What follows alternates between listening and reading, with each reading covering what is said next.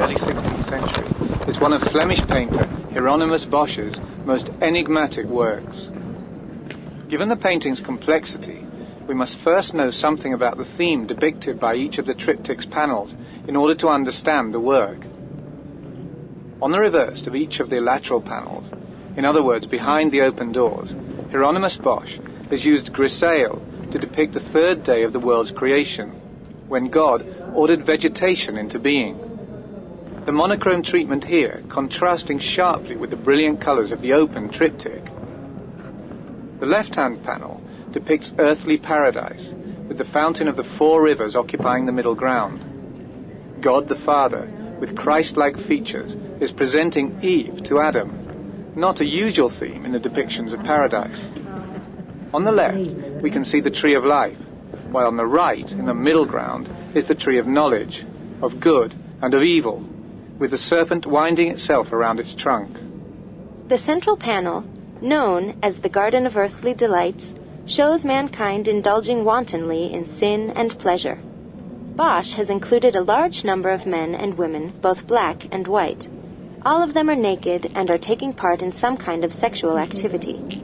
The scene has a highly erotic charge and alludes to the scene's dominant theme, the sin of lust. This, however, is not the only theme Bosch depicted in the panel.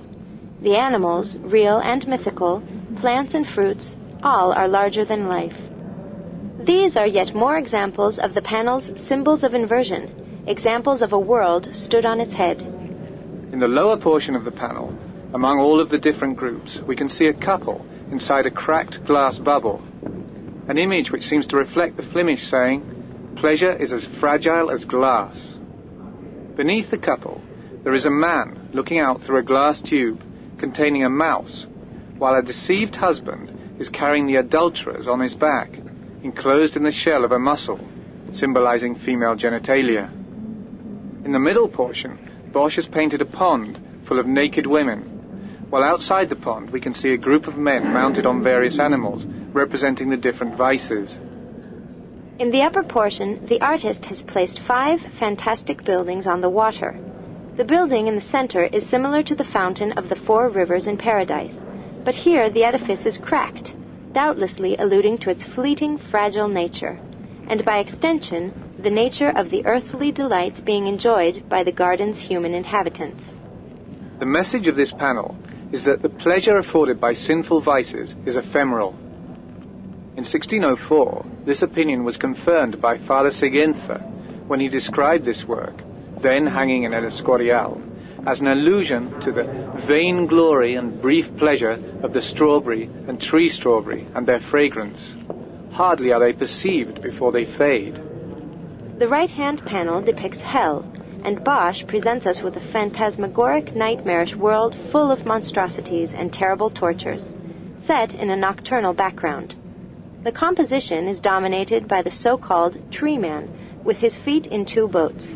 It would appear that this is a representation of the devil watching impassively the torments suffered by those who gave their lives over to sin. The giant musical instruments, which in former times were a source of pleasure, are now objects of torture and a source of infernal noise. On the left, a seated monster devours men and then excretes them into a black pit where we can see human faces suffering the punishment of the avaricious. It is not surprising that given its simultaneously fantastic, yet disturbing and terrifying nature, this triptych of the Garden of Earthly Delights had a huge influence on the 20th century surrealist painters.